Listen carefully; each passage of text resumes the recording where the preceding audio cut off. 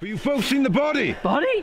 We haven't seen no body. You're the first somebodies we've seen. Okay, look, he's telling the truth, okay? I'm sorry, but you've really come across the wrong people. Okay, I knew it, okay? No, we haven't. We've come across your kind before, okay? Okay? Delph here was bullied by people like you. You're bullies, okay? All the way through high school. Yeah. Okay, they used to hang him 10 feet high in the dinner hall by his boxers. And the teachers did nothing because they were bullied. Next thing you know, you're carrying that with you your entire life, okay? But not anymore. We're not bullied anymore, okay? We're the bullies today. That's right.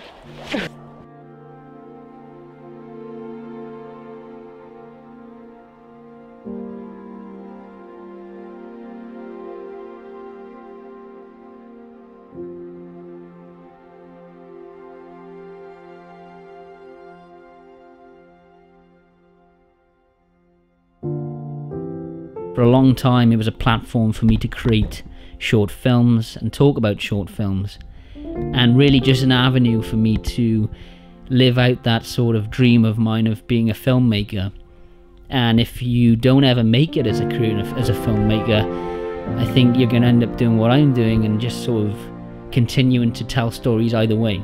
And I'm not saying I failed, I'm not saying anyone's failed, but there's no good in sitting by and just hoping that something happens. You can still go out and create stuff. So that's what I've always done. And I've also always told myself, if I don't make it as a career as in the film and television industry, I think I'll always continue to make these short films, just because it really is my biggest passion and I really do enjoy making them, even if they don't get many views. And it doesn't start with Huntingdon Pictures, okay? It started a long time ago with a little venture called National Sequence, and this was it. And I did it with my little brother and his friend, and it was really just a time of me learning how to pick up that camera, shoot the film, edit the film, put music on it, and then see what that creates. And it did really just fuel my energy, fuel my drive and passion to continue making them. In the end of the day, to me, I was a filmmaker. I would be making something different every week, and it was always with friends, family, and it was always with locations that were around me. I utilised everything, you know, the garden, the house, anything that was free. A lot of the time it was in the forest, but the cool thing with filmmaking is you could film in a forest and then on the screen you could go, Russia 1945. Suddenly you're in Russia, okay? That's the power of filming, okay? And it was a time of me learning angles and how to sync sound, all these amazing things, and I really did start to grow there. And then I adapted into I abandoned National Sequence. Okay, I was too big for that. I wanted to move on. So I did. I started Indie Crow with a good friend of mine who also found joy in the filmmaking process, and his name was Lewis, and he liked the technical side and I loved the story side, and we combined it, and it was really the first time where I learned about teamwork and how different people and with different skills can come together to create something good.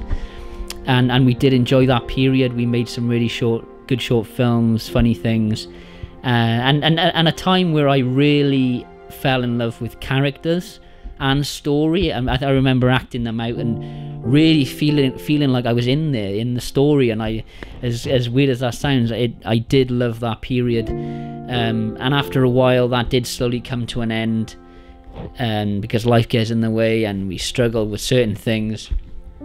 So that was abandoned.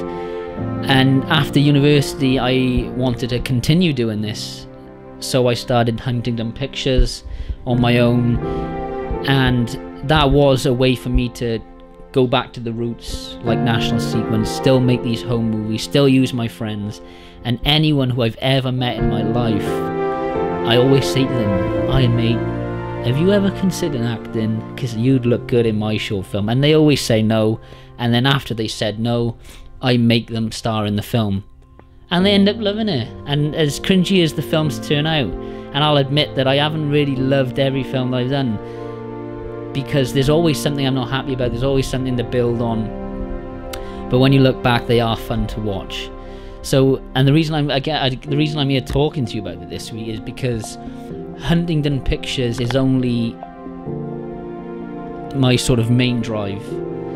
This channel is here because I struggle to do Huntingdon Pictures on my own. I'm able to do this stuff on my own. I'm able to create stories and mimic memories and things like that, but Huntingdon Pictures is the drive. It's where I want to put a lot of my effort into. So I'm basically asking, if you're new here and you're enjoying this channel, go over and head to Huntingdon Pictures, check it out. Hopefully you enjoy what we're doing there, and I'm bringing it out at a time where we're starting to focus on it a bit more. I'm in the middle of writing some stories now, and I'm going to use the rest of the year to make as much short films as I can. So there is a lot more I could be doing, so I'm going to do it. So thank you for watching, and I'll see you next Sunday.